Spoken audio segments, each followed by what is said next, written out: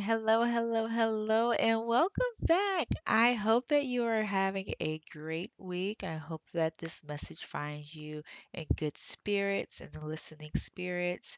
I do welcome you to take a seat, whether it's in your heart or physically in your seat. I do understand that sometimes people may be listening to these while they are working or driving or cleaning. So make sure that you find yourself a safe space where you can cozy on up inside of yourself, inside of your spirit, and get this message. As always, I will be joining you from my squeaky chair. Okay. One of these days, I don't know if I'll get a I feel like I should get a new chair because of the squeaking, but I'm really comfortable in this chair. This chair is really good. So I do say that as a disclaimer. Every now and then you might hear a squeak or a squawk as I move about in this message, and also as I am also becoming more comfortable in my seat. Today, we will be talking about Safe Harbor. Our message today will focus on being able to identify energy vampires inside of our life, as well as returning back to self. So, escaping those barriers and obstacles and energy suckers to get us away from that situation and get us back to who we are, get us back to safe harbor. We will be going over Today, we will be talking about subjects such as like low energy, fatigue, anxiety, and stress as some of those avenues that do take energy away from us and that I do see and will be framing as this conversation continues as energy vampires or energy portals. But we'll also be talking about how to call our energy back, how to find motivation, how to find peace, how to recharge ourselves, and how to always find joy and elevation and illuminate in these moments. So let's begin. Okay, I have no idea where I got this joke from, but I have always heard well, I won't say always, but I've heard this joke and I always think about it each time I see a welcome mat. And the joke goes something like, vampires created welcome mats so that they no longer have to wait for you to say that you're welcome to come in or invite you in. The mat says it itself. And I personally find that hilarious because as someone that loves home decor, loves making a space my own, and loves making a space nice and cozy, I would have never thought about that before I heard this joke. But since hearing that joke, it makes so much sense. So I present this to you because sometimes we're walking around with a specific type of energy or symbol that reflects back into society as we're welcoming some of these energies into our lives when we're really not. We're unintentionally walking around with these displays of, come on over here, look at me. I have great energy. Come mess with me. And because of that, sometimes we find ourselves in situations where people are being hostile to us, people are being manipulative to us, people are monitoring us and watching us as if they want to steal like some of our lifestyle or the way that we present in the world or even some of our energy. In other cases, this is very symbolic to the fact that sometimes you have your own thing going on. You have your own world that's being presented to you, such as, AKA, your home in this instance, your safe haven.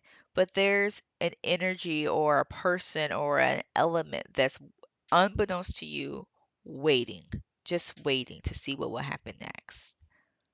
And sometimes this can be kind of scary. Sometimes you can kind of feel the energy lurking. Sometimes your intuition kicks in and tells you, hey, something's about to happen. And you're not entirely for sure how this will play out or how this will look. One example I could think of is if you're working in your job and you're doing everything that you're supposed to do, your job is going great, but for some reason you keep getting nauseous each time you're about to go into work. Sometimes that might look like the headache that you experience on your way into the job, or even sometimes that may look like when you actually physically step foot into the job, you feel almost a little bit dazed. The immediate thing that comes to my mind is the movie, I call it movie, but the series Severance. For those who have or have not seen it, I won't go into any details or any spoilers, but I will highlight the fact that in this show, when people clock into work, they kind of go into like a dazed state and they have a mind altering experience. And that's as far as I'll go when it comes down to just talking about the movie, in case there's people out there who have not seen it.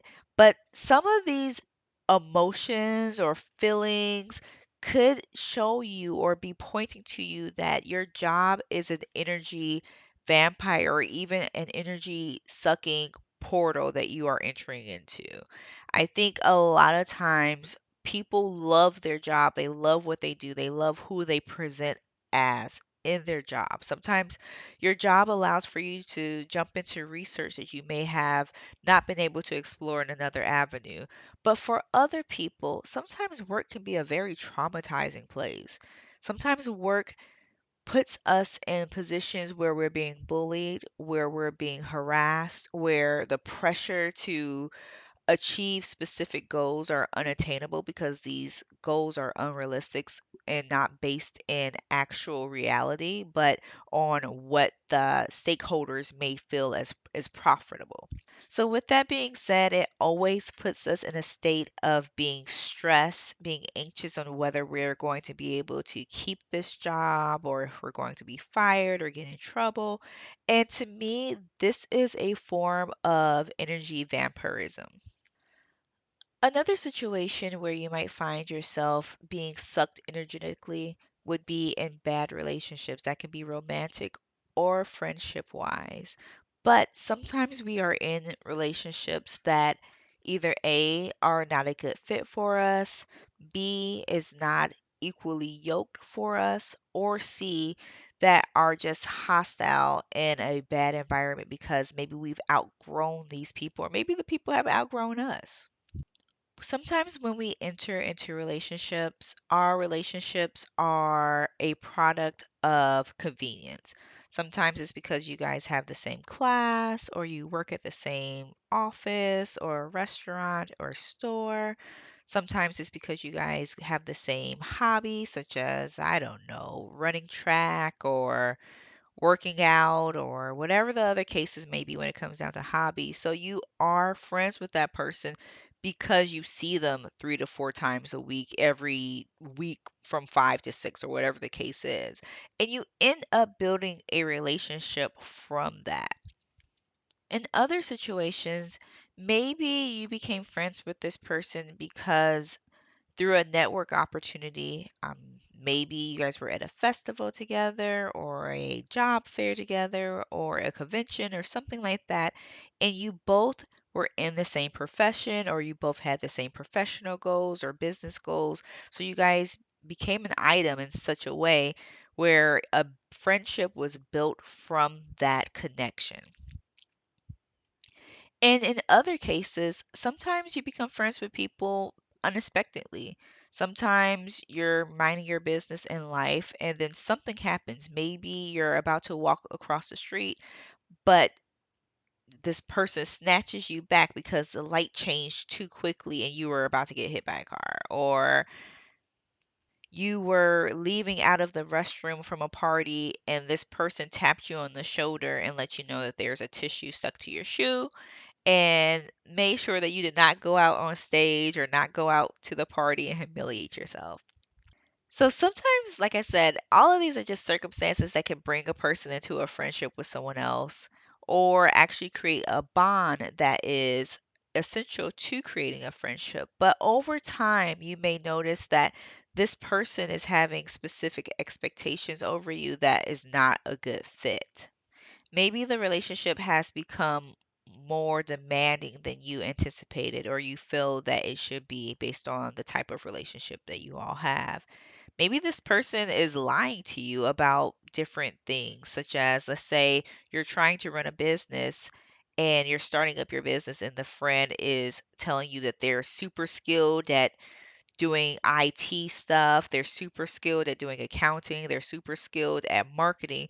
And then when you actually ask them to do those components of the business, suddenly there's all sorts of excuses to why it can't be done. And it almost feels like this person could be sabotaging you sometimes.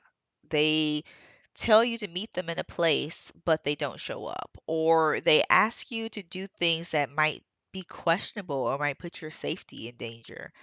And you're thinking to yourself, well, this is my friend. They won't do this to me. But all of the evidence, the rational and logical evidence that this person has said, leads you to a predictive conclusion that if I continue on this route with this person, I might not be safe. I'll give you a great example. Maybe you had a classmate that you were really close with. You guys hung out together very often, found things to do together, and suddenly this person invites you to a party. When the person shows up to pick you up because you guys decide to carpool to the party together, this person is drunk, there's drugs in the car, and possibly even weapons. As you're approaching the car, you smell the marijuana. You might hear the music is extremely louder than what this person typically plays their music. And as you're getting into the car, you're noticing that your friend has brought other friends that they are personable with that may be flashing drugs or flashing liquor in the car, open liquor. And you're saying to yourself, what's going on here? You know? It is your decision in that moment to either continue to ride with this person or decide not to ride with this person. But when you say, you know what, I'd rather not ride with you, I'll catch my own ride, I'll catch an Uber, I'll get there myself. And this person starts saying things to you, badgering you, saying belittling things like, oh, that's why you're a party pooper anyway, or whatever the case might be. That causes more stress. That causes you more than stress at times. It could be a very traumatic situation. But this is a great example, a very blatant example, because sometimes some of the examples or some of the situations are not as clear and not as black or white. This is a very black or white example that I'm providing of somebody that does not have your best interest in heart, somebody that you have possibly outgrown, because you can't be in this type of situation. This person might have a criminal background or might always find themselves in these kind of situations, or might also be having their own personal struggles with wanting to exist or not. So they put themselves in dangerous situations that could possibly get themselves hurt. And you're saying to yourself, I'm realizing that this behavior, these thoughts are escalating to something that is either unhealthy or unsafe.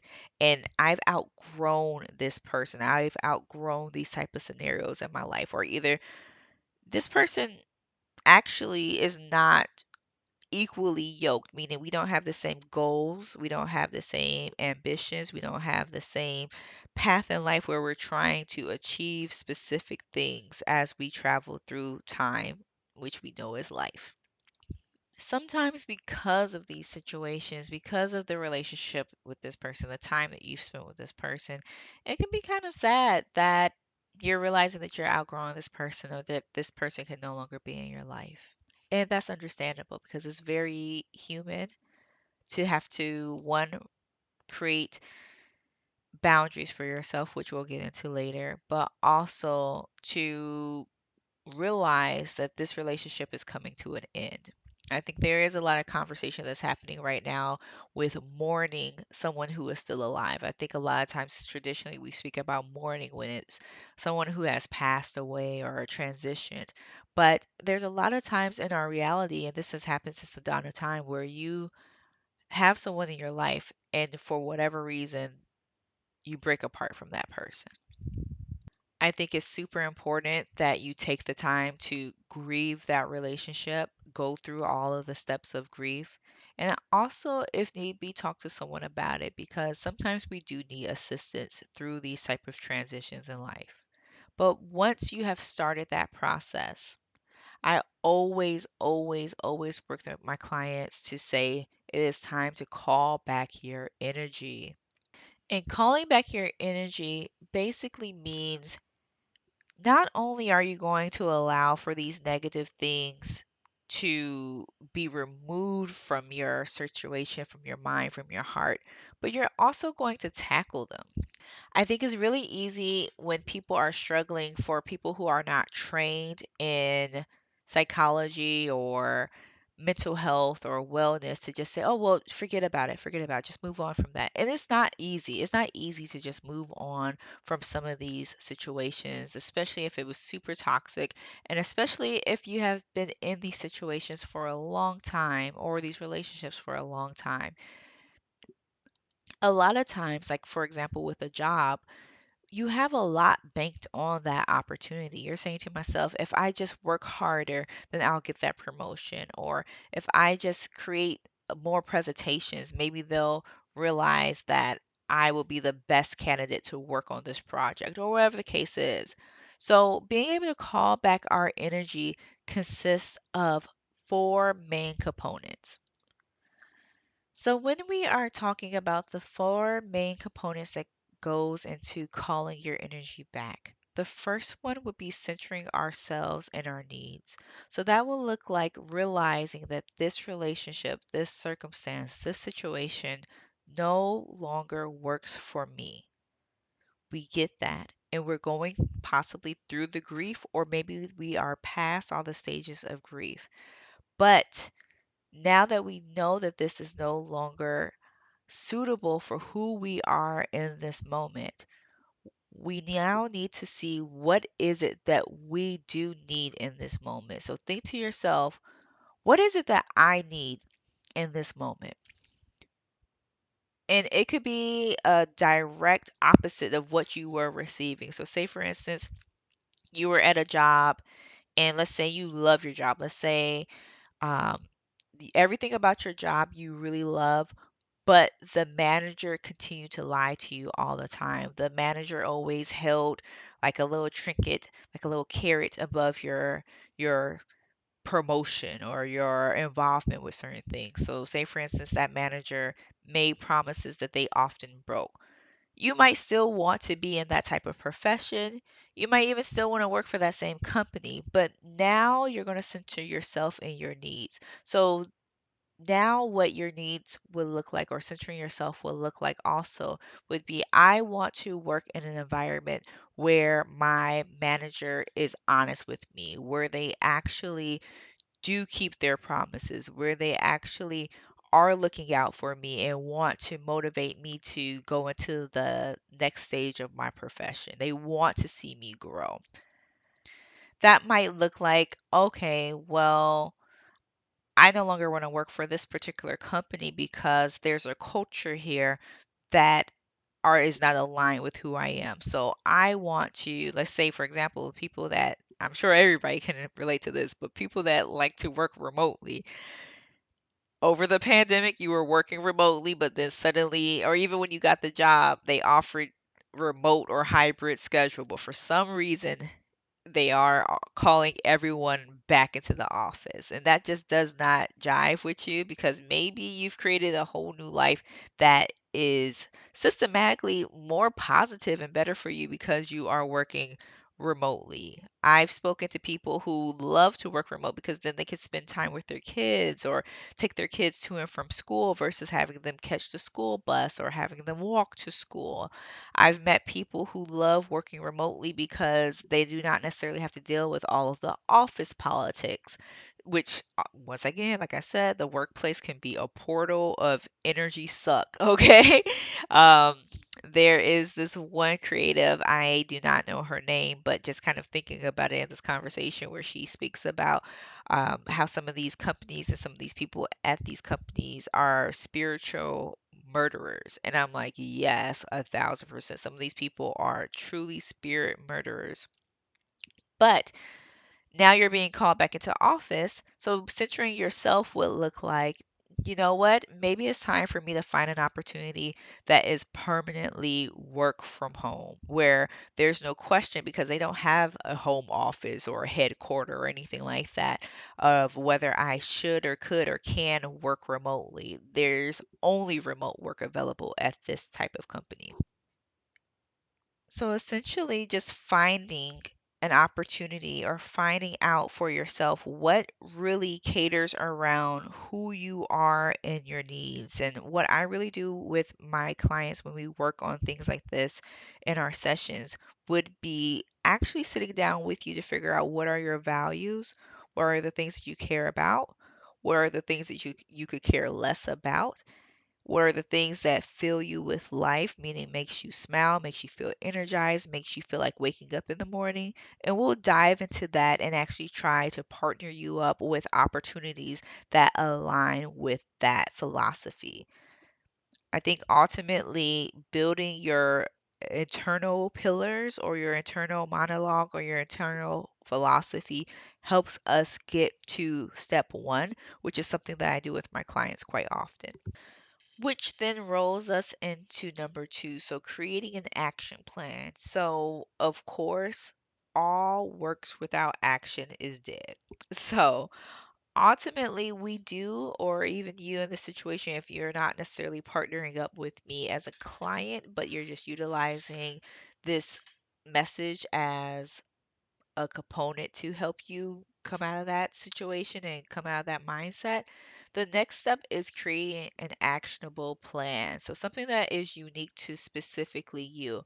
In one of my previous videos, I spoke about someone having the goal of organizing their life or weight loss or something along those lines. And I utilized the trend that people are somewhat practicing, somewhat not practicing, because I think some people notice that this is not for them. But being told that you have to wake up at 5 o'clock in the morning and do a cold plunge in a tub full of ice cubes and run 5 miles and run back and take a cold shower, and that's how you make $1 million. Like, that's not going to work for everybody. Like, for a lot of people, I think a study just came out that said that women suffer when they do stuff like that. I haven't looked into the full situation of it, but I can understand how that formula would not be effective for most people. So, what you want to do is sit down and actually think about who you are. Are you a morning person? Are you a night person?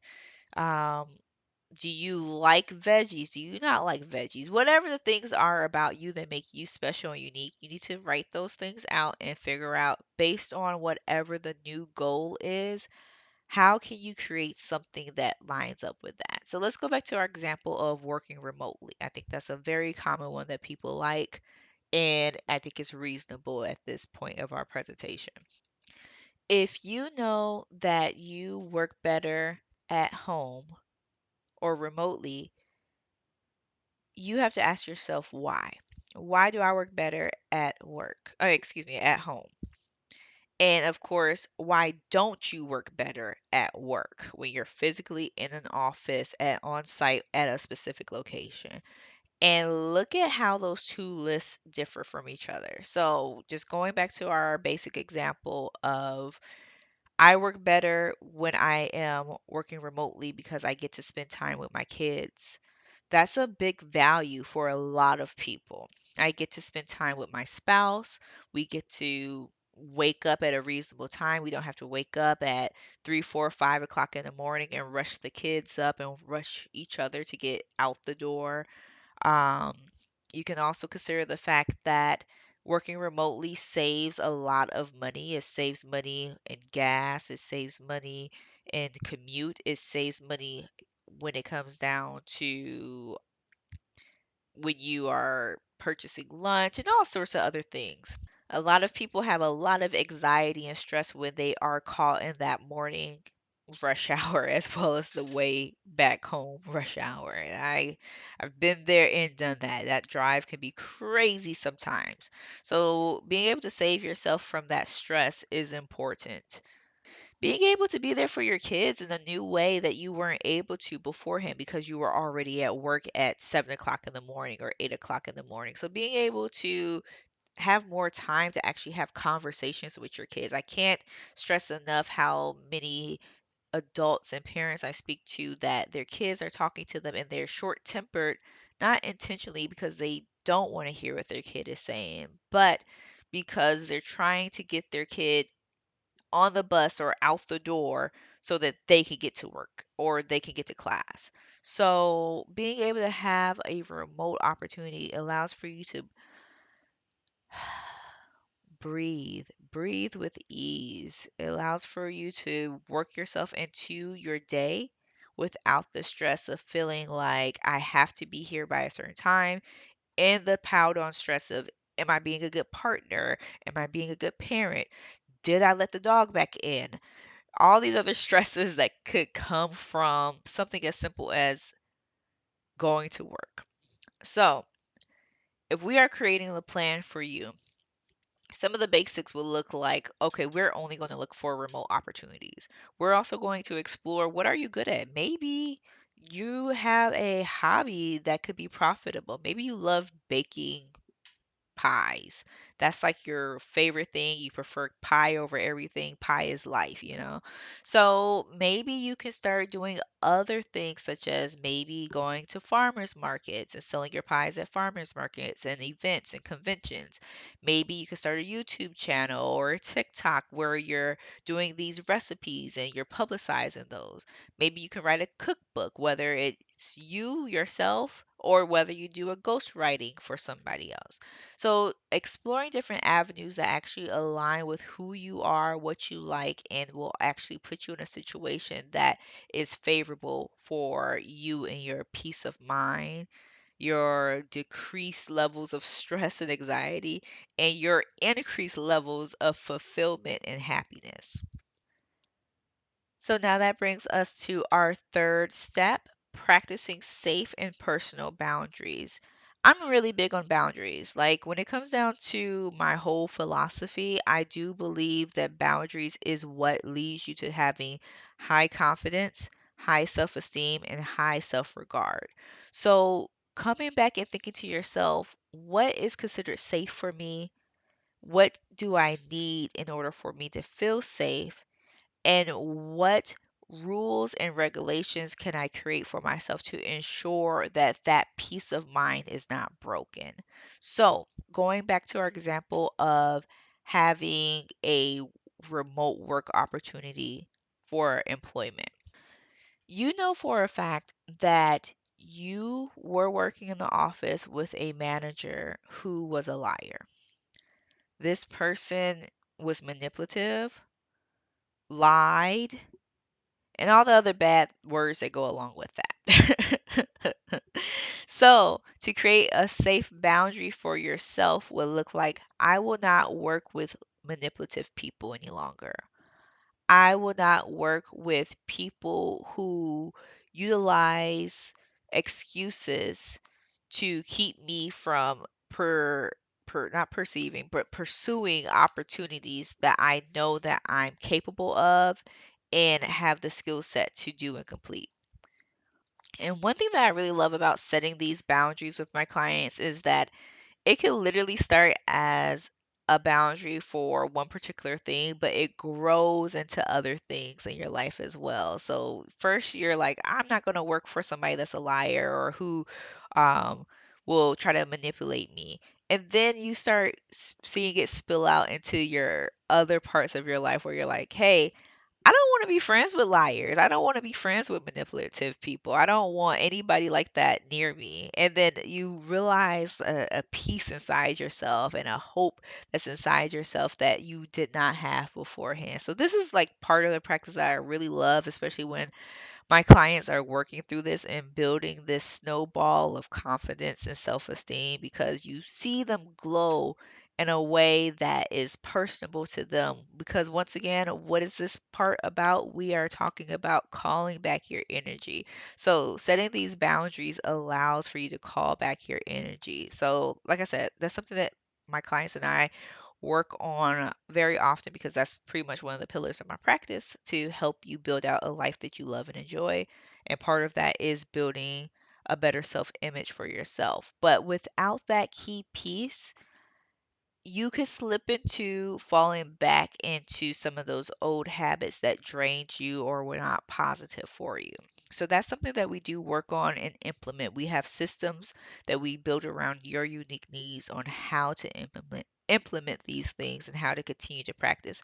And I'll admit it, there's a lot of times where as you're building these things out, you may slip back into some of your old habits. You might say, well, maybe just this one time, or maybe it's not so bad. And I do want to say that is normal. but it's important that you recognize it when it happens, whether it's something that you have to jot down on a piece of paper or you take a note of on your phone, like, hey, today I did let so and so lie to me, or I did witness one person lying to another person, whatever the case is, whatever the boundary is, and talk about how you feel about it when you jot it down. Like, think about why did that happen, or what was the situation that brought it up? Like, did you feel it was right or wrong?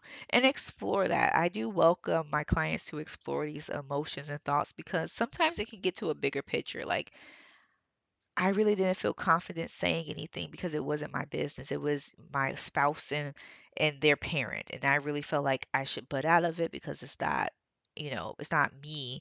But I did have a problem with witnessing it. And sometimes that can lead us to a bigger conversation with the people that we are around. Like, hey, spouse, I noticed that you lied to whoever. Why is that? Why did you feel like you had to lie or whatever the case might be?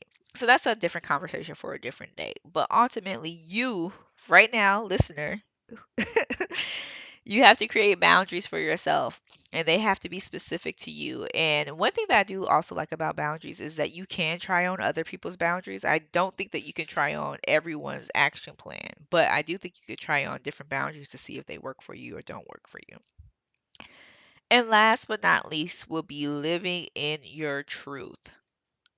So, living in your truth is essentially once you've created and established, and I use establish loosely, but have in mind and you're in the practice of doing the first three steps, living in your truth is being okay with who and what you are. So, going back to the person that's like, hey, I don't want to work in the office anymore. Or even, hey, I don't want to work for this particular kind of employer anymore or management. Being able to say, yeah, that's who I am. And because of that, I'm willing and ready to create a life for myself. I'm okay with it. I'm not going to let you pressure me to work back in the office. Like, for example, if you're like, I like to work remote because I get to go on field trips with my kids, I get to listen to them when they come home, tell me about their day or whatever the case might be. If someone tries to like guilt trip you like, well, you're missing out on so much money because if you actually like worked in the office, you'll be making an extra 10,000 or $20,000 more than what you are currently with this remote role. Being able to say, okay, and I don't care. I don't care. My peace of mind, my peace of self, who I show up as every day as this version of myself, I'm much more happier now than who I was as the person that was making 10 to $20,000 more working at the office. And being able to live in that and be comfortable in that is what's important. That is what living your truth looks like. When my clients are able to practice these four components, they are able to call back their energy. They're able to walk through new energy portals that are enriching to them, that nurture their spirit and their soul, their purpose, their higher power, their higher selves. And you're able to recharge in these moments as well. I think a lot of times there's so many things that pulls our energy away. And like I said, there's some of those bigger things like relationships and work and life and circumstances, but also different small things can pull your energy as well, like scam callers constantly calling you, or different news outlets, and all sorts of other little small things. And I always share with my clients, don't let that pull your energy away, meaning turn off the phone, turn off the news, shut out the people that are negative Nancy's that just want to call to nag or complain, but they never actually want to make improvements in their life. Let them know, hey, there's two different approaches that I usually advise. One is like, hey, I don't talk about nothing negative anymore. If you can't talk to me about anything positive, then we can't talk. Or B, just kind of touch them on the shoulder because I know sometimes that first one is a little abrasive for some people. So the less abrasive or the second option for you would be saying, hey, right now I really want to focus on positive things. I'm working on some positive transitions in my life right now. So if possible, can you not talk to me about the news? Or if possible, when you're having a bad day, don't call me. And to some people that can sound a little bit harsh because they're like, oh, well, that's my friend. I want them to know that they could call me no matter what. And that's great. That's great if you had the capacity and the peace of mind to tolerate that. However, in this conversation and this mindset, you have been depleted of your positive energy. You cannot, I was going to say, a empty cup cannot pour anything into another cup. So being able to cut those losses for your own peace of mind and mental clarity is super essential for this exercise. So, with all of that being said, this completes this week's lesson and conversation. I really hope that it resonated with you in a special kind of way. I am so open to having more conversations in the comments. So please, please, please go ahead and drop whatever information you want to share. If it is more personable or private, as you know, I do have a form that you can fill out that's inside of the description, and I'll go ahead and answer it for you. Like I always say, I will keep you anonymous, but I'll go ahead and answer your question online. That way, people who may be in a similar situation as yourself can also gain a benefit from our conversation. I have realized that a lot of you are enjoying these conversations as well. So I also just want to say thank you so much. I'm so glad that I'm able to spend time with you this week and that we're able to talk about something that connects with you and that you value and is important to you. So thank you again, like for everything, to be honest.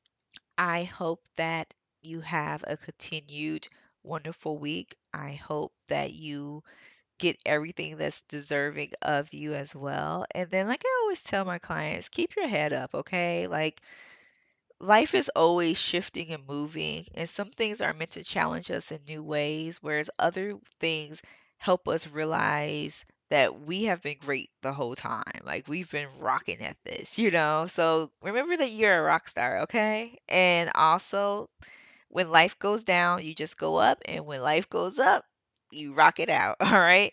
So, as always, I hope that you have a great and a wonderful rest of your week, and we'll chat soon.